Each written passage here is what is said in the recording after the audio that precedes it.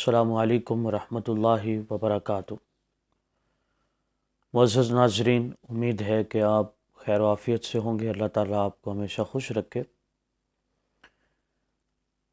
عموماً کچھ مسائل ایسے ہوتے ہیں جو انتہائی آسان ہوتے ہیں اور جس کے بارے میں عام طور پر عوام الناس کو شناسائی بھی ہوتی ہے،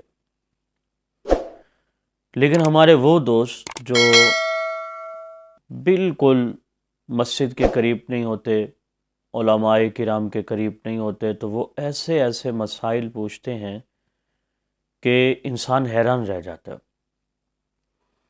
مثال کے طور پر 2-3 دن پہلے مجھے کال آئی اور جس میں وہ صاحب یہ پوچھ رہے تھے کہ میں سر کے بالوں کی کٹنگ کرانا چاہتا ہوں تو کیا یہ میرے لیے جائز ہے؟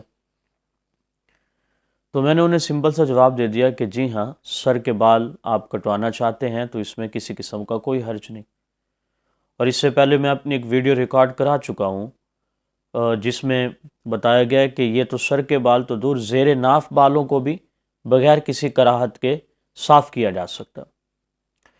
تو بالکل اسی طرح ایک سوال جو رمضان المبارک میں عموماً کیا جاتا ہے، آج کل موسم ٹھیک ہے ورنہ ہر رمضان المبارک میں کوئی نہ کوئی فرد یہ سوال ضرور کرتا۔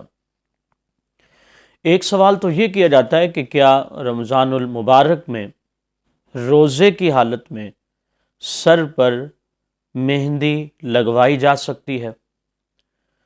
تو اس کا بھی سادہ سا جواب یہی ہے کہ مہندی سر پر لگوائی جا سکتی ہے، اس میں کوئی حرج نہیں۔ آپ دیکھیں نا، اس سے کسی قسم کی کوئی غذا اندر نہیں جا رہی، سر کے اوپر آپ لگا رہے ہیں جس سے روزے کے اوپر کسی قسم کا کوئی بھی اثر نہیں ہوتا۔ اسی طرح ایک دوسرا سوال یہ کیا جاتا ہے کہ میں سر پر تیل لگوانا چاہتا ہوں، میرے سر میں درد ہو رہا ہے اور میں چاہتا ہوں کہ ذرا تیل لگاؤں، تو پھر میرا روزہ ہے، اس لیے میں کنفیوز ہوں، کوئی اس کا حل بتائیے۔